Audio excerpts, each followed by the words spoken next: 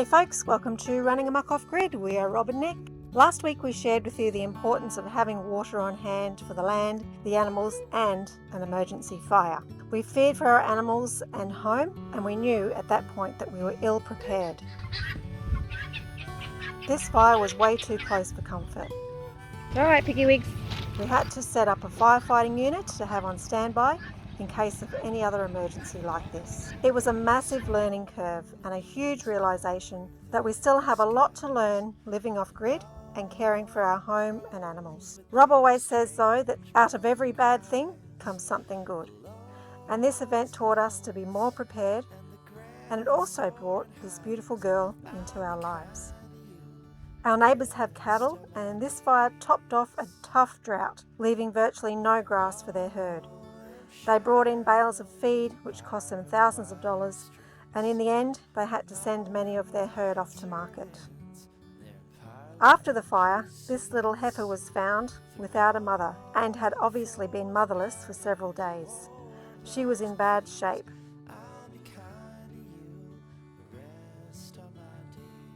Actually, there was barely a breath of life left in her.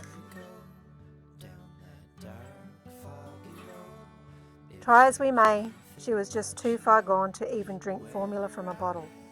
There was just nothing there.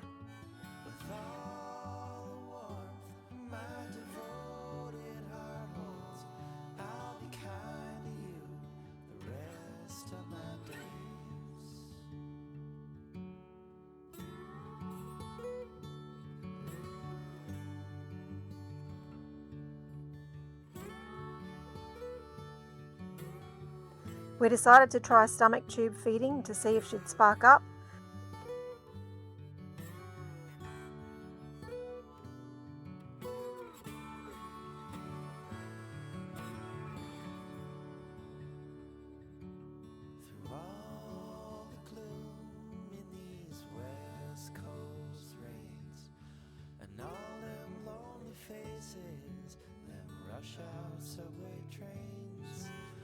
Things that you know deeply but can never be explained. I'll be kind to you the rest of my days.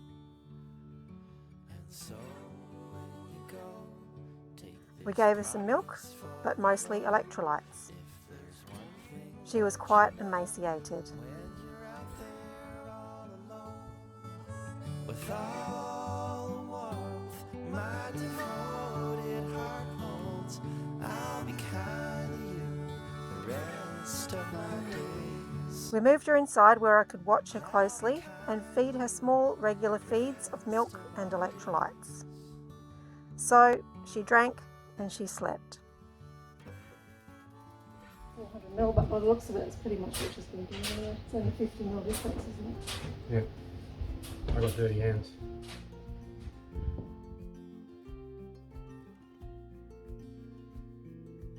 Walking in cold nights with your hand in mine, all wrapped up warm, sitting by the fire. This life is the best, living wild and free, with you there right next to me. Oh, no matter where we go, oh, my heart is yours to roam.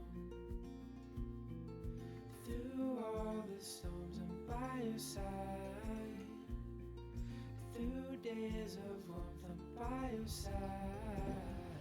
Nice job. Stars and the moon in the nighttime sky, I'm by your side. We started her on an antibiotic for respiratory infections because she had green mucus coming from her nose and we wanted to ensure the best chance of survival. The next day she sparked up a little bit, which was a sight for sore eyes. How's it going there, baby? She's drinking it.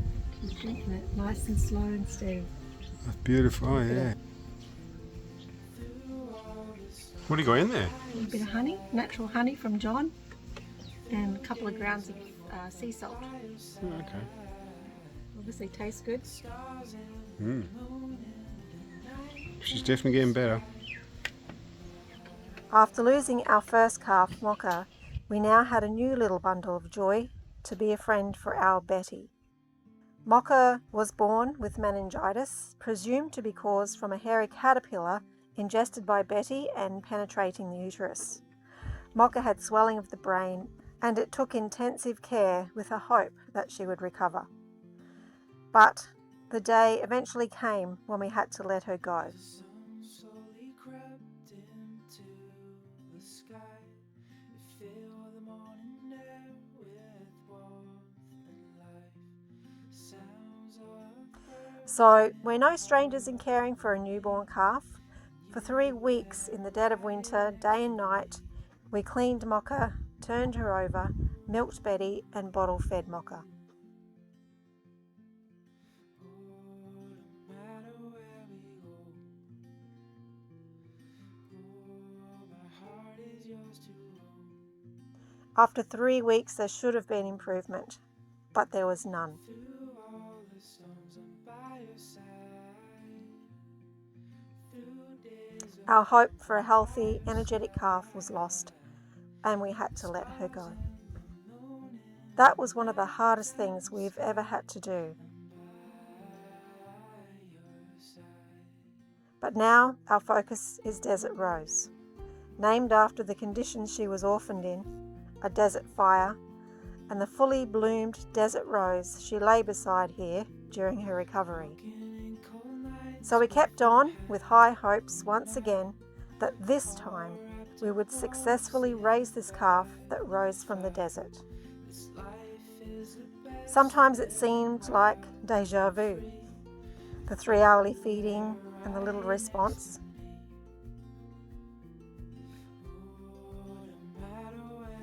We continued on regardless until eventually we had life.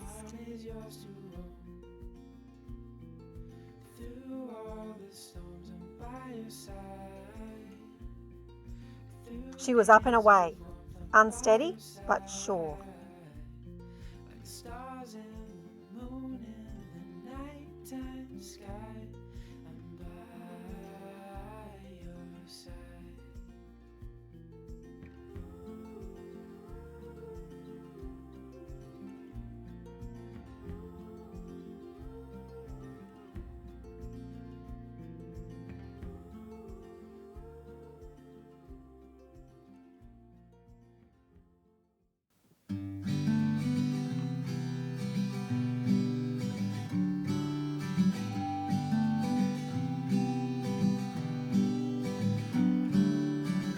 Brighter days are on their way.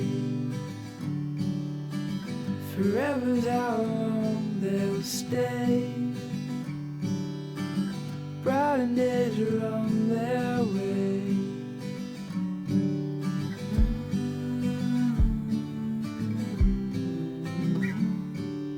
Chasing sunsets in the sky.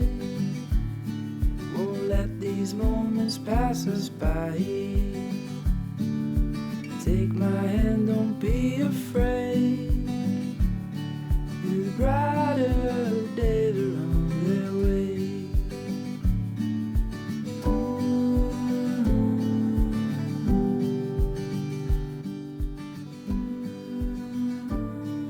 She began eating grass and was aware of her surroundings and quite alert. It looked like we had beaten nature and brought a new little member into our family. Tilly was the best babysitter ever.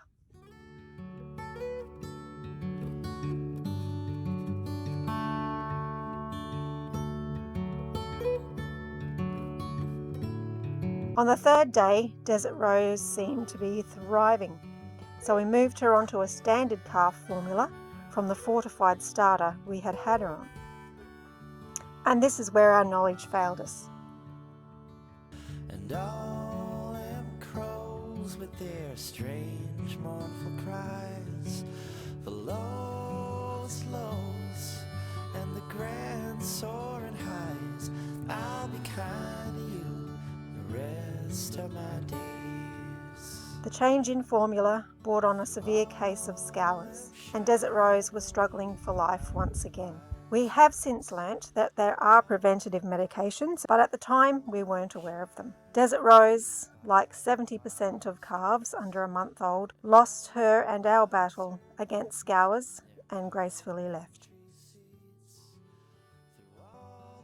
All that was left of the fires now was the hazy sun and an empty feeling on the farm. We buried Desert Rose and created a new environment for our Desert Rose to grow in the garden, to remind us of the rose who rose out of the desert fire.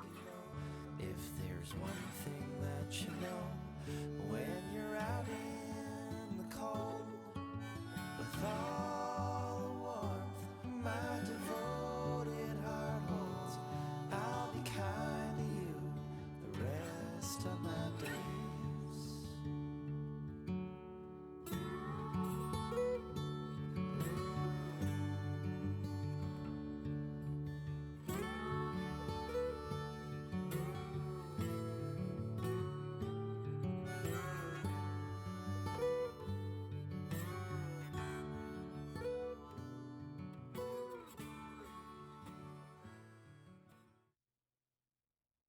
And Betty is left to suffice with us and the other family animals for now.